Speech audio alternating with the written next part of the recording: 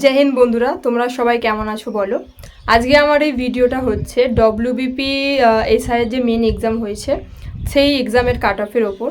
তোমরা অনেকেই এক্সামটি দিয়েছো এবং অনেকেই চিন্তিত আছো আর কি, যে কত কি এক্সামের কাট অফ যেতে পারে। তো দেখো, মোটামুটি এই কাট অফটা ডিপেন্ড করে থাকে তো একটা প্রেডিকশানের ওপর। আর এই প্রেডিকশানগুলো হচ্ছে তোমার প্রিভিয়াস ইয়ার্সের যে কাট অফ গিয়েছে, আচ্ছা প্রিভিয়াস ইয়ার্সের যে ভ্যাকান্সি ছিল আর এই ইয়ারে কত ভ্যাকান্সি রয়েছে, আচ্ছা আগের বারে তোমার এক্সাম হলে প্রিভিয়াস ইয়ার্স আর কি এক্সাম হলে ক্যান্ডিডেটদের কতটা অ্যাকুরেসি ছিল, এইবারে কতটা রয়েছে আর কি। তো এই সব কিছুর ওপর ডিপেন্ড করে মোটামুটি একটা আন্দাজ লাগিয়ে কাট অফ বলা যায়। তো এটাও আমার একটা প্রেডিকশান বলতে পারো, ঠিক আছে। তো মোটামুটি যে আমি যে কাট অফটা বলবো, ধরে নাও যে 2 কি 3 নাম্বার আপ এবং ডাউন হতে পারে। আচ্ছা চলো বেশি না কথা বাড়ি, এবার কাট অফটা বলি। প্রথমে আমি মেলদের বলছি, তারপর আমি ফিমেলদের বলবো, ওকে।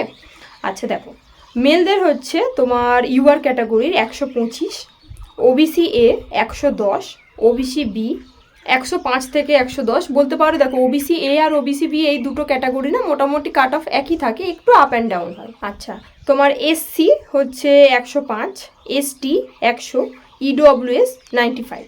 এটা ছিল মেলদের কাট অফ। আচ্ছা তো এবার আমি ফিমেলদের কাট অফে আসি। ফিমেলদের তোমার ইউআর ক্যাটাগরির হচ্ছে 110, ওবিসি এ হচ্ছে 105, OBC B 100, SC 95, ST 90, EWS 85, ঠিক আছে। দেখো তোমরা হয়তো বলবে যে কাট অফটা আর একটু হাই যাবে, কিন্তু দেখো এর পিছনে কিছু রিজন রয়েছে। তোমার আগের ইয়ারে যে ভ্যাকান্সি ছিল লগভগ এই ইয়ারে তার 2.5 গুণ বেশি হচ্ছে ভ্যাকান্সি রয়েছে, ঠিক আছে। আর এই ইয়ারে তোমার যে পেপার হয়েছে এক্সাম পেপার, তার কিন্তু ফার্স্ট পেপারটা খুবই কঠিন ছিল। তোমরা জানো যে স্ট্যান্ডার্ড লেভেলের পুরো কোশ্চেন হয়েছে। এসআইয়ের এক্সামটা যে গ্র্যাজুয়েট লেভেলে, এইবারে কিন্তু পুরো একদম স্ট্যান্ডার্ড কোশ্চেন হয়েছে। তো সেই দৃষ্টিকোণ থেকে মোটামুটি তোমাদের এই কাট অফই যাবে, ঠিক আছে। এর থেকে বেশি কাট অফ যাবে না, 2 কি 3 নম্বর আপ ডাউন হতে পারে, এর বেশি হবে না। তো ডব্লিউবিপি এসআইয়ের মেন এক্সাম নিয়ে যদি কোনো তোমাদের প্রশ্ন থেকে থাকে আমাকে কমেন্টে জানিও, আমি তোমাদেরকে রিপ্লাই করবো, ওকে। জয় হিন্দ, জয় ভারত।